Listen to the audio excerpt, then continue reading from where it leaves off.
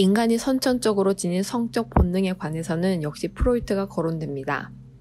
여기서 소개하고자 하는 SM, 즉 사디즘과 마조히즘에 관해 예를 들면 프로이트는 인간이라면 선천적으로 성적 본능을 지닌다고 했고 이 본능은 언제나 동전의 이면처럼 나타나는 공격성과 죽음 본능을 동반한다고 했습니다. 외부 대상을 향하여 공격적인 성향으로 나타날 때 우리는 사디즘이라고 하고 반대로 스스로 죽음 본능으로 향할 때 우리는 마조히즘이라는 개념을 쓰곤 합니다. 그러나 이 사디즘 및 마조히즘이라는 개념은 정반대되는 성적 도착 혹은 변태성을 가리키는 개념이 아닙니다. 1965년에 출간된 사두 후작의 생애로 명성을 떨친 시부사와 타치히코도 이 사디즘을 정의하면서 인간은 누구나 어느 정도의 공격성을 가지며 사디즘과 마조히즘은 한 인간 안에 언제나 동시에 수반된다고 말합니다. 이 영상에서도 인간이라면 누구나 피할 수 없는 죽음이라는 문제, 그리고 강렬한 원체형과 관련하여 보편적인 인간성을 표현하는 개념으로서 사디즘, 마조히즘에 관하여 이야기하고자 합니다. 특히 여러분께 소개하고 싶은 내용은 이 개념을 넓힌 SM 문화가 일본의 패전과 밀접한 관련이 있다는 사실입니다. 이야기는 두 인물로 향합니다.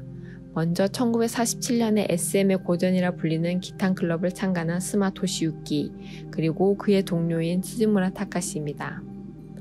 먼저 쇼와 SM 문화의 어머니라고 불리는 스마 토시유키, 그는 1920년에 교토에서 태어납니다.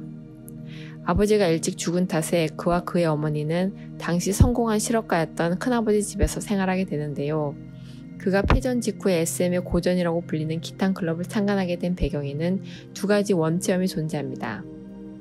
여기서는 패전과 관련하여 첫 번째 원체험, 즉 그가 체험한 죽음에 관해 소개하겠습니다.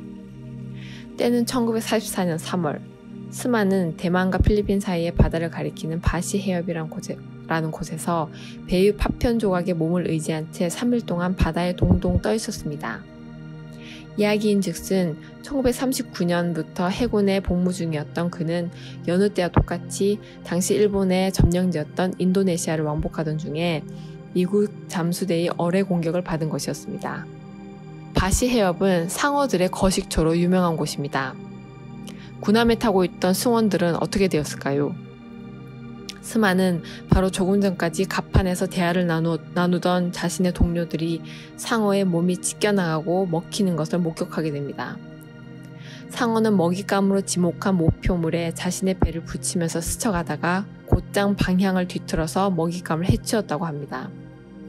다행히 스마는 갑판에서 떨어질 때 상처를 입지 않아 피냄새가 나지 않았고 배에서 흘러나온 기름을 온몸에 둘러쓰고 있었기에 상어의 먹잇감이 되는 일은 피했습니다만 그러한 처참한 광경을 3일 동안 보게 된 그는 다시는 전쟁터로 끌려 나오지 않겠다고 다짐합니다. 당시 함대에 타고 있던 군인 및 승원 1,009명 중 살아서 귀환한 자는 73명이었습니다.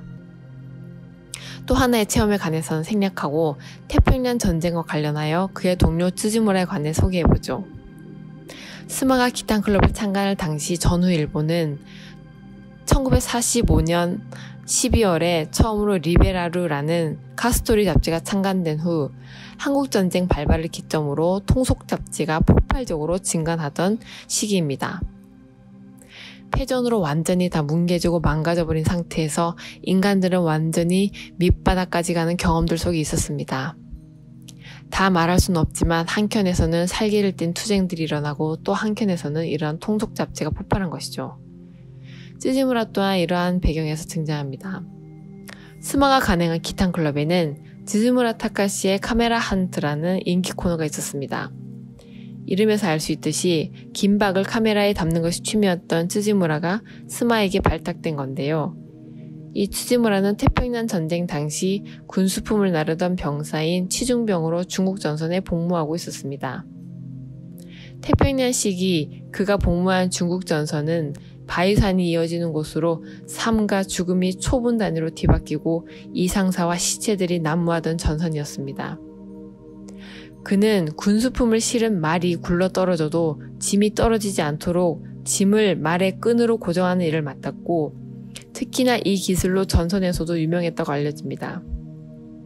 그는 고향에 두고 온 애인과 기필코 다시 만날 것이라는 욕망 하나로 필사적으로 살아남았고, 패전 후에 무사히 귀환하게 된 그는 태평양 전쟁 때 익힌 기술을 전후의 SM 문화 실천으로 이끌어갑니다. 시모카와에 의하면 SM이라는 단어는 위에서 소개한 스마가 처음으로 사용한 말입니다. 기탄 클럽이 당시 합리적 이성적 성생활을 제창하던 성과학자들의 공격을 받으면서 1956년에 스마는 기탄 클럽을 떠났고, 그 후 60년대에 들어서 창간한 잡지가 바로 SM 마가진입니다. 스마는 서스펜스 미스테리를 줄여서 SM이라고 칭했습니다. 벌써 예상하고 계시듯이 그렇습니다. 사디즘 마조히즘과는 전혀 다른 말인 서스펜스 미스테리라는 말이 사디 마조의 약칭이 되어 본 뜻과 달리 유통되기 시작했습니다.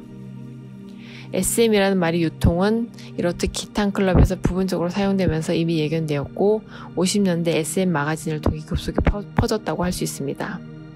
지금까지 이러한 일화들을 전하는 풍속사가가 바로 시모카와 코우시라는 인물입니다. 그는 SM 문화의 창시자들을 소개하면서 하나의 원칙을 고집합니다. 바로 사회 표면에 드러나는 성이 아닌 한 사람 한 사람 개인들의 삶으로서 성의 역사를 얽어가는 일입니다. 시모카와가 남기고 있는 다양한 풍속사 또한 그의 동료이자 제일조선인 기자인 황민기가 지적하듯이 심각할 수밖에 없을 것 같은 테마 앞에서도 한편으로는 골개성을 놓치지 않는 유의스러운 것들입니다. 바로 그 유희와 골개성 안에서 도저히 논리적으로는 설명할 수 없는 인간의 본질이 설명되는 측면이 있다는 점을 강조해 두면서 영상을 마칩니다.